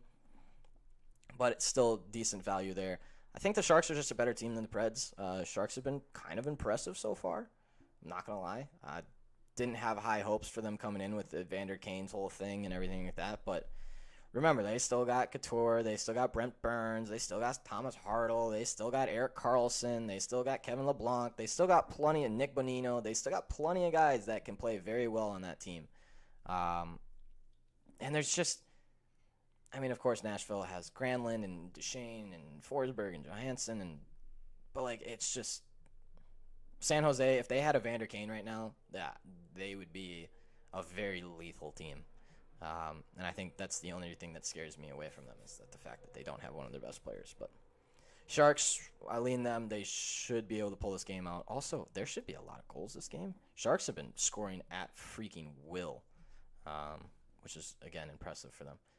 But I lean Sharks on that one, and then we got 3 10 o'clock games. We got Wild and Canucks. Looks like the Wild are getting slammed by the public. That scares the shit out of me. Anytime a Minnesota team gets crunched by the public, it normally doesn't end well. However, their spread, the Canucks are getting slammed on at plus 1.5, which doesn't make any sense to me, but oh well. I'm going to go Wild money line here. They had a very, very bad game, and they're very undisciplined right now. They're taking way too many penalties, and I think part of it last game against the Predators where they did have dead legs. I saw Dumba not hit anyone in front of the net, even though guy was slamming against our goalie's pads after the whistle blew. That normally just means they're very tired. We've got a day of rest in there, coming back now. We are flying to Vancouver, which is not that big of a trip, but I think the Wild can pull this one out. Vancouver has been winning games, but has not impressed me by any means. They're 3-2. They got a lot of guys out while they're completely healthy for like the first time ever in our history of our franchise. It'll go down very quickly, very soon. But for now, healthy team. I think we bounce back after the last loss. I think we stopped taking 4 penalties in the first period. And I think the Wild do win this game. No bias at all. I'm not wearing a Wild shirt or anything. But I don't even know. Then 10 o'clock, we have Jets, Ducks. Stay away from a money line in this game. The Jets have found a way to blow every single game somehow, some way. They're not the team you want to be betting on right now. If Scheifele and Wheeler and Little were in, I'd say absolutely this team can be slammed on because this is a good team with Scheifele, Wheeler, and Little in, but they're all out. And that hurts them a lot. Now, Anaheim does have Ryan Kessler on IR, but that's nothing new. Max Jones looks like he also went on IR. Anaheim just doesn't necessarily have the talent to beat a lot of teams, but they are that team that never goes away, skates very hard. And they are at home tonight, which does change some things for them. I would lean the Ducks just because the Jets look terrible, and they can't figure it out, and their coaching needs a change, and just a whole bunch of shit's going on there. But more than the Ducks, I like the over in this game. Jets can't play defense. The Ducks are susceptible to letting up goals. And Ducks can put in a couple themselves. If Ducks score 2 tonight, I think the over absolutely hits. And if they get 3, they absolutely hit. So I like the over at 5.5 normal. Like I said, I parlayed the over 4.5 in this game with the over 4.5 in the Lightning Penguins game for plus money. I think it was plus 110 or 115. I forget what I got it at. but that's a pretty solid play tonight. Normally, if I'm going to parlay overs, I got to buy down it. Got to buy it down. But yeah, I would expect the over in this, and then don't sleep on the Ducks. Don't sleep on the Ducks. And then the last game, boy, do I not have a play for this one. Canadians at Kraken, probably two of the worst teams in the NHL right now, honestly. The Kraken have a lot to figure out. I think they can be very good, but as of right now, they're just not. Philip Grubauer does not look very good at the moment. Maybe it was the right move for Colorado to get rid of him. Now, Darcy Kemper is definitely not the answer, but looks like Philip Grubauer is struggling a little bit now. Drieger is on IR. Johansson's on IR. Drieger's goalie, obviously. Montreal, so banged up. So many people out. Until Carey Price comes back, I don't see. Are they still favored in this game? They were like, yes, the Kraken are still favored. And I do still like the Kraken to win this game. Second game at home. I think they got a day off. They should be okay. Sharps are on them, 59%. I don't really have a problem with saying Seattle Kraken money line, but because the Canadians are bad. But remember, this is a 1-5 team, and the Canadians going against a 1-4 team in the Seattle Kraken. It could get ugly. It could get real ugly. I wonder if the over/under is probably set at like 3.5. It's set at 5.5. I really want to play the over in this game because both teams can let up a lot of goals. But the Kraken's offense just hasn't clicked yet, and until it does, I'm not playing an over in their game. So I lean the Kraken, but your money is much safer elsewhere. So just to recap, I like the Devils or the Flames tonight. I think the Penguins can beat the Lightning, but I like the over 4.5 parlayed with the over 4.5 in Ducks Jets. But I do believe the Penguins win that game. Avalanche should be fine in regulation. I wouldn't take the -1.5. It's getting slammed down by the public. I have a feeling something weird might happen in that game. But Avalanche in regulation, absolutely. Sharks Predators, think the Sharks can beat the Predators tonight. I like the way they've been looking. I'm impressed with the way they've been looking. And the Predators, besides their game against Minnesota, have not looked very good. And that game was, like I said, dead legs from the Minnesota Wild, taking an insane amount of penalties, an insane amount of power play goals from the Predators. So yeah, I go Sharks there. Wild Canucks, I'm just going to go Wild there. I think they're the better team. Canucks have been impressive, but I think the Wild are just the better team. Jets Ducks, don't sleep on the Ducks. Don't bet on the Jets. Again, Lightning Penguins, don't bet on the Lightning. Too many games, too short a time. It's the same reason I'm going with the Devils over the Flames. I would take the over in this game, buy it down to 4.5, parlay it with the Lightning. And then the Canadians Kraken, just stay the hell away. If you want to be a Kraken fan, do it from a distance because that team is not looking so hot at the moment. So that's what I got for NHL, and now we have NBA. NBA. We got Sixers money line, by the way. Yeah, I was. Unless JoJo's out. Well, you should get a major chance. I was getting there. Yeah, I agree. First game of the night is Sixers Knicks. Sixers are getting +1.5 on the road, and I just think no matter what happens here, the Sixers are playing better than the Knicks in almost every category. I think the main thing here, the Knicks are very strong defensively. Their defensive rating is very high. Their defensive turnover percentage is very, very high. Their effective field goal percentage on defense is very low. It's like they are a clamped down, lockdown team. Problem is, the Sixers are they're pretty dang close on defense, and I still think they just outscore them.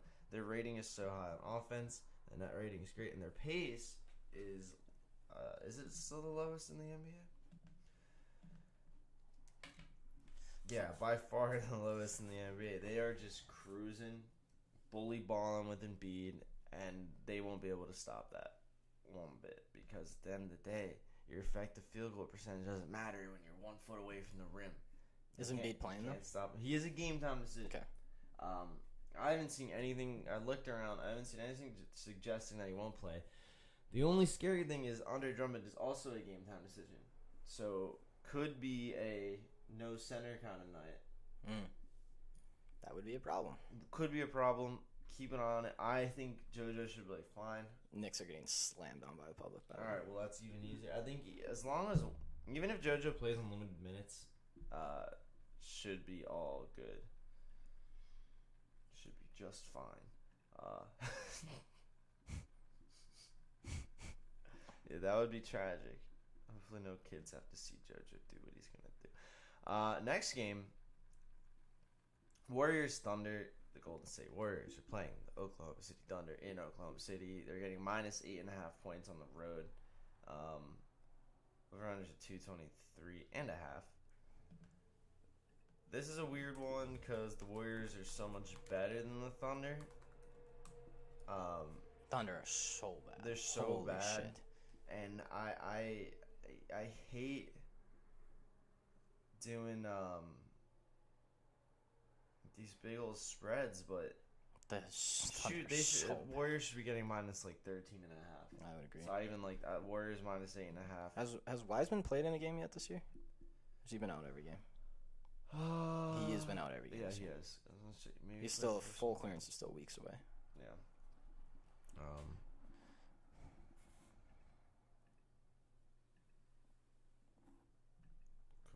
Kevon Looney's in again, so that's interesting.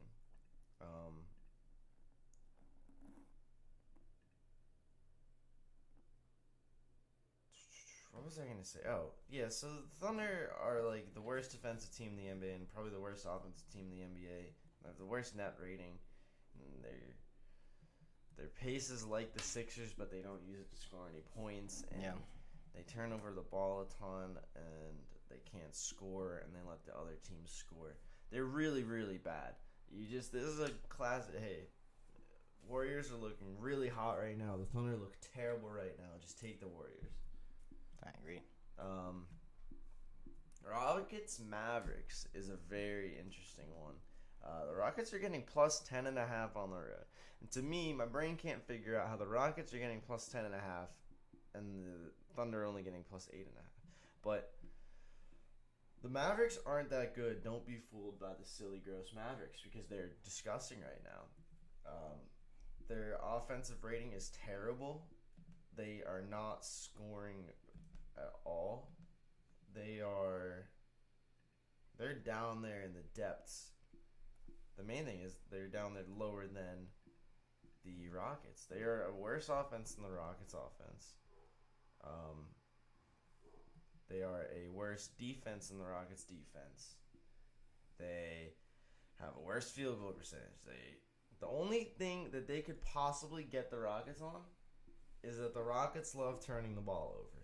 Yes, they do. They love giving it to the wrong team. But it's just 10.5 points they have to cover by. So if that's the only thing that they do better, that the Mavericks do better than the Rockets, is not turn the ball over. Rockets do everything else to a higher level. They both have one win on the season. I think the Rockets should easily cover them against the Mavericks tonight. Wow. That's a lot. That's a disrespectful line. Or maybe too much credit to the Mavs. I don't know. Either way, it doesn't make sense. Lakers Spurs is the next game. Lakers are getting -2.5 in San Antoine. Over under is at 224. Lakers Spurs.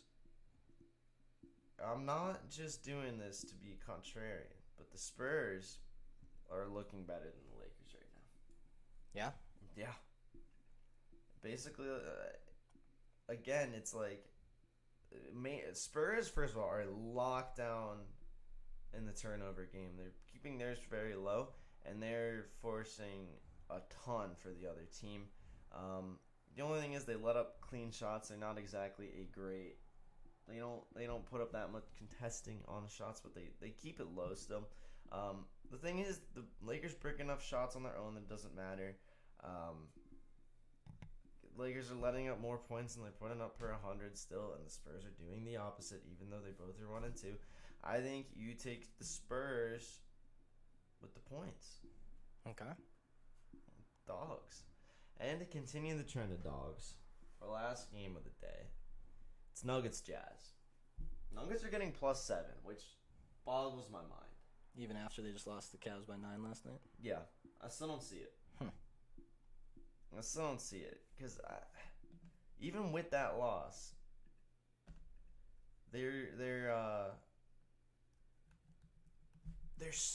these teams are so close.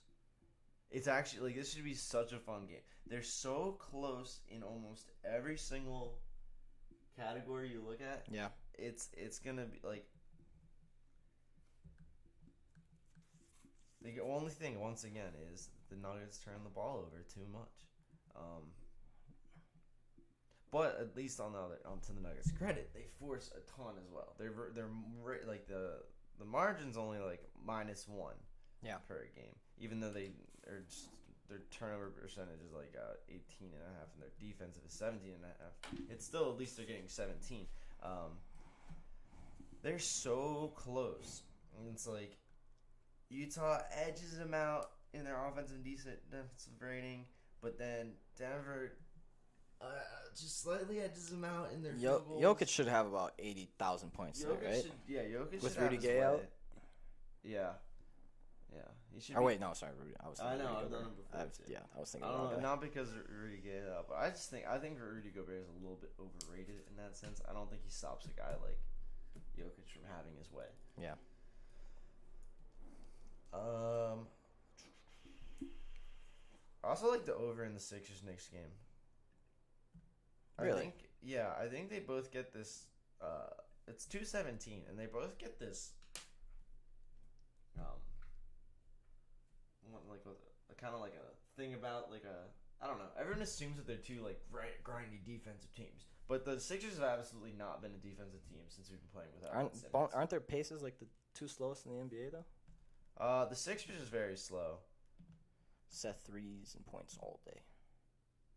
The Sixers is slow. Knicks is about league average. Oh, okay. The thing is, but the Sixers the Sixers run slow to have a very, very efficient offense. Okay. They do. It's kind of. See, I'm just thinking 217 is too low.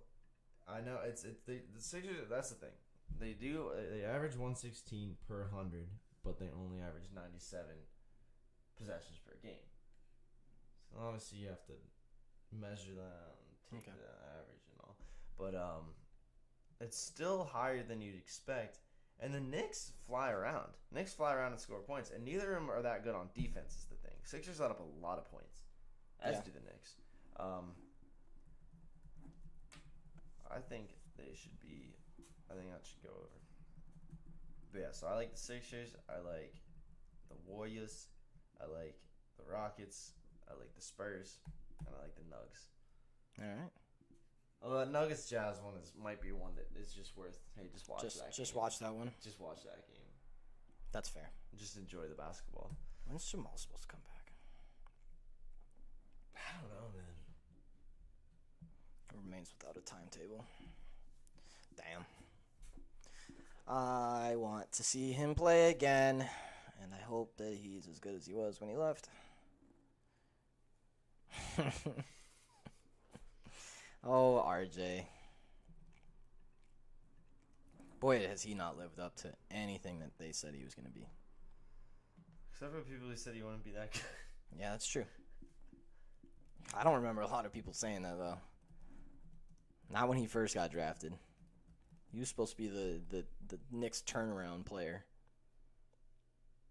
And who would have thunk it was going to be Julius Randle to do it? If only he could play in the playoffs. Yeah.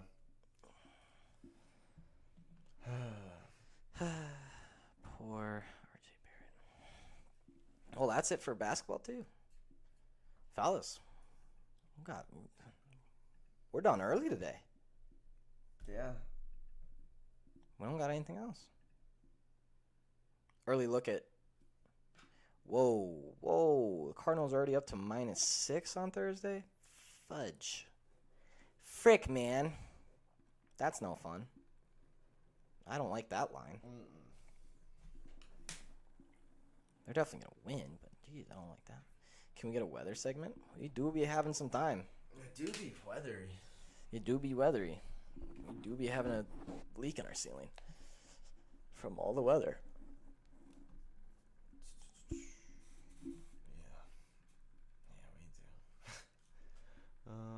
we do. Yeah, we can do a little weather report. Oh shit! Here, take over This guy. Yeah. Beep, bop, boop.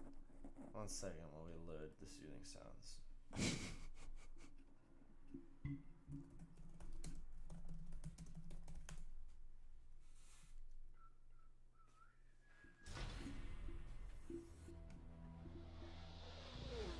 Hi, I'm Max Verstappen, and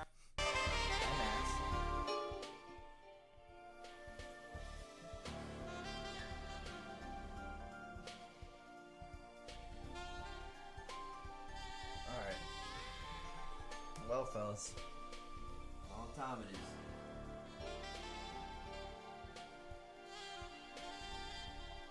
Weather, baby. I knew the Jazz game, huh? So, first off, this is wind, yes? Okay, so we're looking at high-speed winds in the ocean. That's okay. We're on the land. That big old scary thing's still out there, but it seems to be less scary than before, so we'll leave it. It looks like across the actual country, winds are low. Yeah, no, nothing to worry about with the wind.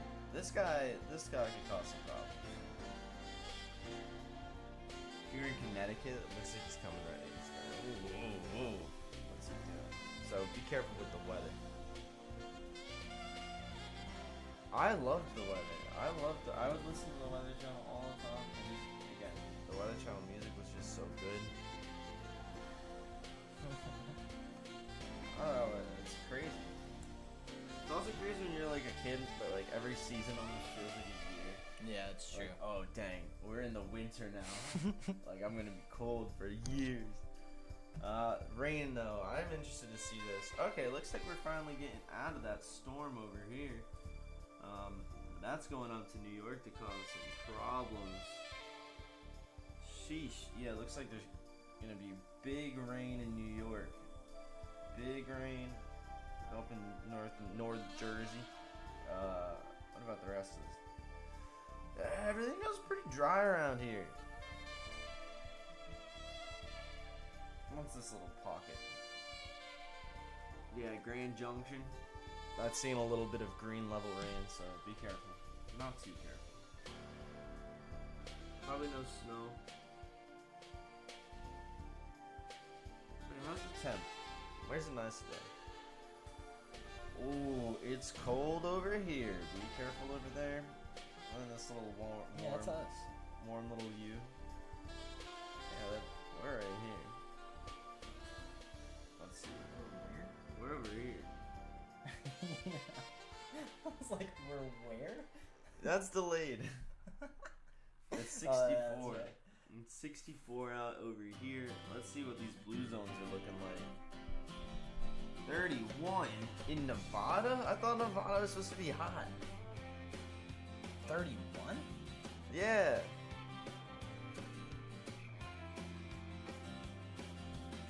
Dang, it's like 40 in Vegas today. Holy moly. Idaho's freezing. Maybe there is ever snow. Wait, let's go back to the snow one. I was under the impression that there was no chance of snow, but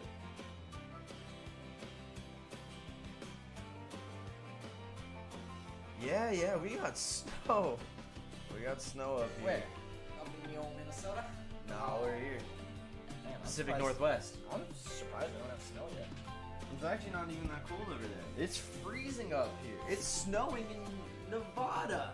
Fun fact of the day. Is that normal? I think in northern Nevada. Alright. Fun facts of the day. The first time I ever wore shorts and a t-shirt on Halloween was when I first came to Philly. I had never experienced that ever. Most of the times it snowed or was like 20 degrees every single time. We had to wear snow pants and a winter jacket underneath our costumes as kids. We never had like that cold, but it was never cold enough to wear t-shirts and shorts until like in the last 5-6 years. Okay.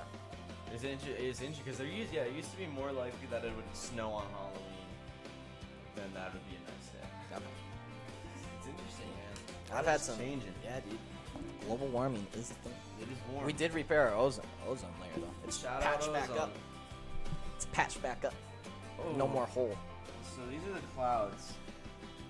It looks like a big old crazy cloudy day. Jesus.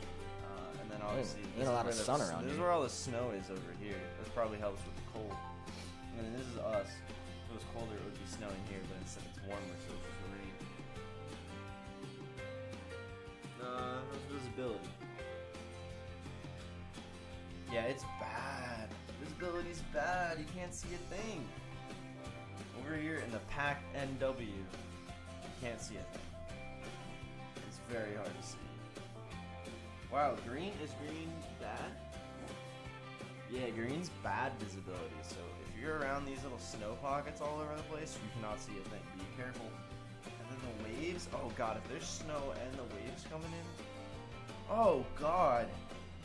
So the snow's coming over here, and then these waves are coming in, like 20-foot waves flying into the west coast. Uh-oh. This could be a snow tornado. Wow. I think we call those blizzards. No. Okay. No, trust me. No, trust me. I think we call those blizzards. No, blizzard's just a big snowstorm. Imagine if it was a funnel. Oh, I trust me. I don't have to imagine. I've been there, done that.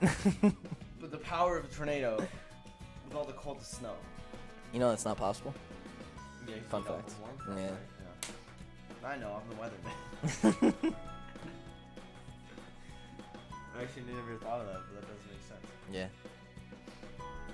Air quality real quick, check the nitrogen. I always like to check that NO2 because you never know. See You never these know. guys over here. Uh-oh. And us, actually, we're in a danger zone. Are we?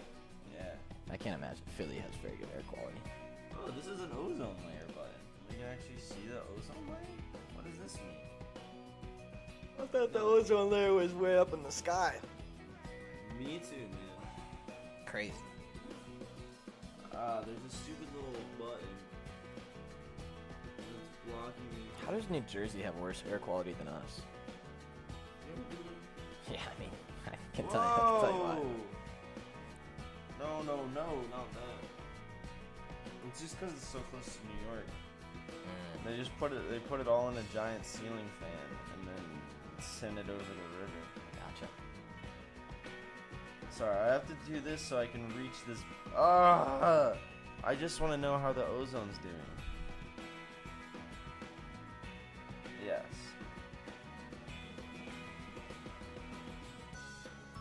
Now we can zoom back out. Sorry about that, everyone. I know that was probably shocking. You're right. It's fixed. Look at that. Is black bad? Does that mean no ozone?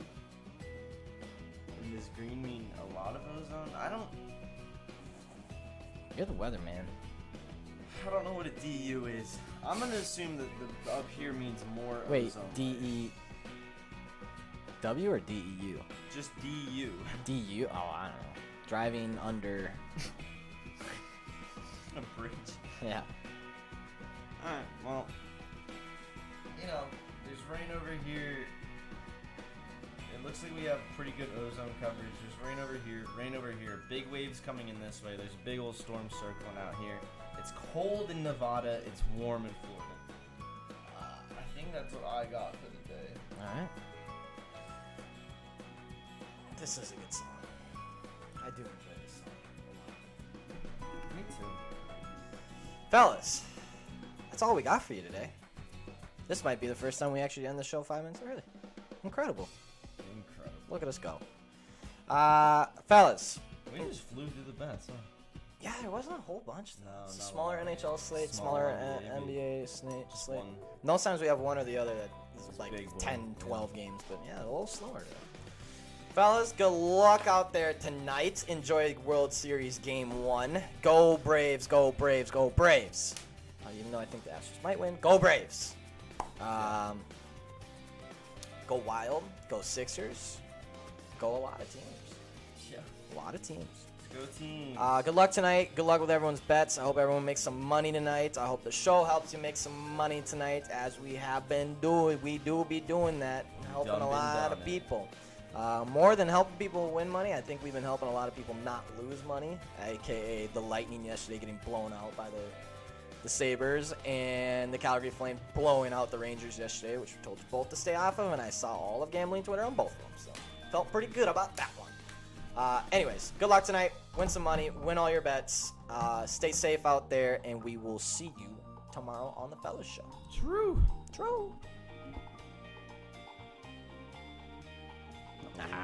Nice. Best of luck, Isaac. Best luck.